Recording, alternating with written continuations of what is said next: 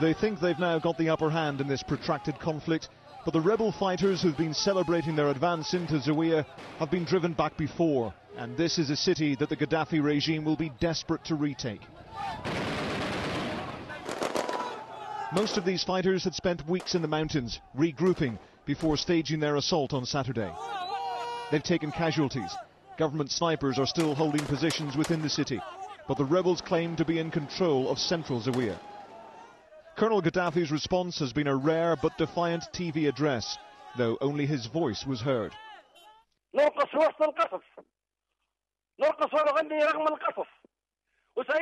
Resist. Take up your weapon.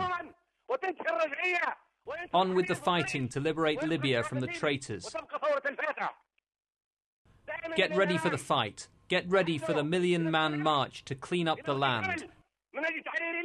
The land of purity. The land of our grandparents, our fathers. After weeks of stalemate, the weekend has seen major gains for the rebels. They claim to have taken control of the southern city of Garian and crucially have cut the regime's supply route to the west of Tripoli. Fierce fighting has been taking place in Surman, on the outskirts of Sabratha, as well as Zawiya. All three towns lie on the main coast road to Tunisia, and with NATO bombings around Zlatan over the weekend, the attacks on Tripoli are from all sides.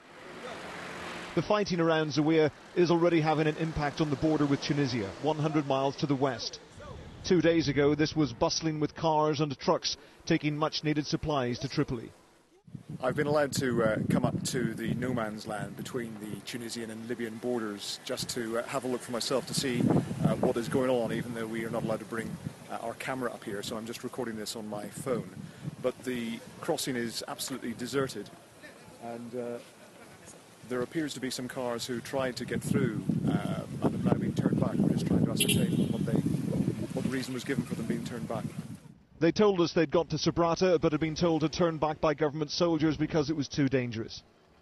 So there is still a lot of support for Colonel Gaddafi just over the border, yeah? But this Tunisian man told me that there was a pro-Gaddafi rally planned for a town 40 kilometres across the border. He said the majority of those from here to Zouara were still loyal to the regime. For the moment, Gaddafi has been isolated, but is still a long way from being defeated. Ian Woods, Sky News, on the Libya-Tunisia border.